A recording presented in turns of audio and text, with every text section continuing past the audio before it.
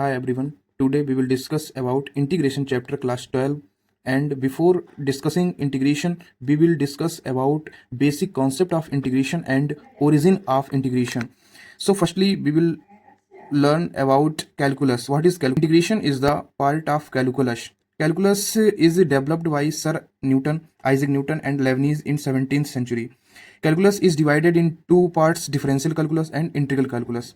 In differential calculus, we analyzes instantaneous rates of change defined by the derivatives slope of curves, and integral calculus uses integrals to calculate area under curves, volumes and total एक्यूमुलेशंस. Means differential calculus में हम लोग किसी भी curve का जो rate of change है वो पता कर सकते हैं, किसी भी स्लोप फाइंड कर सकते हैं किसी भी कर्व का. इंटीग्रल कैलकुलस में हम किसी भी कर्व्स के अंडर एरिया को फाइंड कर सकते हैं, वॉल्यूम फाइंड कर सकते हैं.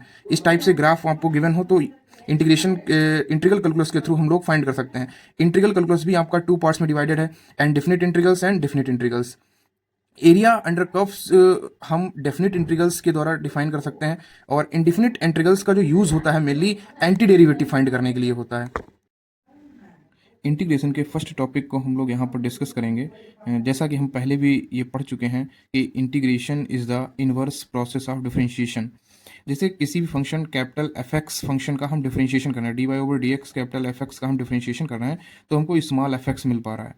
Then integration of small f x means जिस फंक्शन को आपने डिफरेंशिएशन करके लाया था एफ एक्स, उसका अगर हम इंटीग्रेशन करते हैं तो हमको फिर से वही कैपिटल एफ एक्स फंक्शन मिल जाता है, और साथ में एक आर्बिट्रेरी कांस्टेंट सी ऐड हो जाता है. Now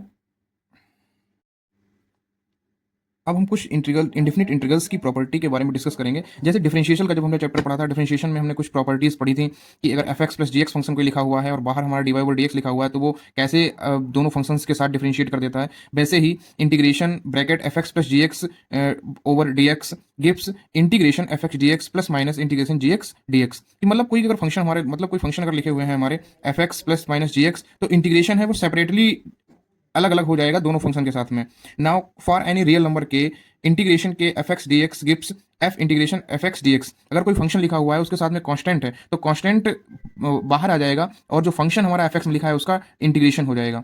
next, in general if f1 f2 dot dot fn are functions and k1 k2 dot dot kn are the real numbers, then integration k1 f1 plus k2 f2 plus dot dot dot plus kn fn dx. इसमें हर एक function में क्या हो रहा है कि k1 integration f1 plus k2 integration f2 plus dot dot kn integration fn dx. मतलब जो कांस्टेंट टर्म है वो आपका फंक्शन से सेपरेट हो जाएगा और जो फंक्शन है हमारा उसका इंटीग्रेशन हो जाएगा. Now some basic formulas of integration integrals हैं. जैसे हम लोगों ने एक फंक्शन पढ़ा हुआ था x to the power n d y over d x x to the power n gives n x to the power n minus 1. वैसे इंटीग्रेशन में हमारा एक फार्मूला होता है कि हम देखते थे कि जो वेरिएबल की पावर है डिफरेंशिएशन में जो पावर वो लेस हो जाती थी. मींस अगर 5 पावर है वो 4 रहती थी.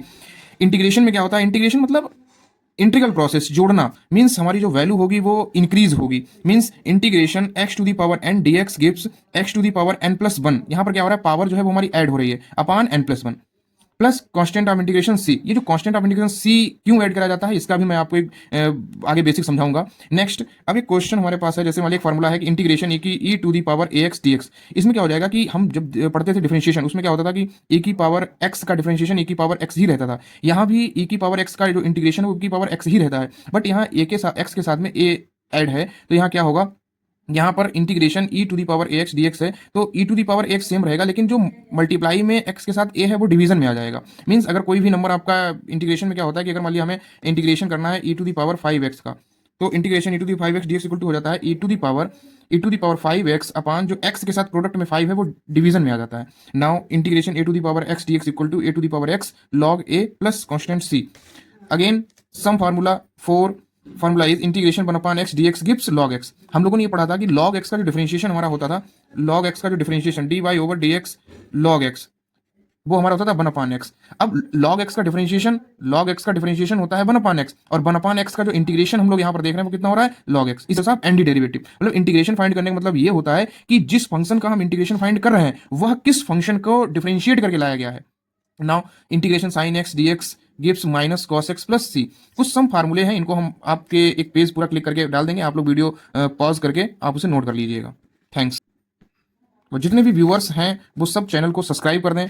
क्लास 12th के इंटीग्रेशन के और सभी टॉपिक्स के important chapter with detail discussion very easy way अगर आप सीखना चाहते हैं तो आप चैनल को सब्सक्राइब कर सकते हो, लाइक कर सकते हो और कमेंट कर सकते हो। Thanks, have a nice day.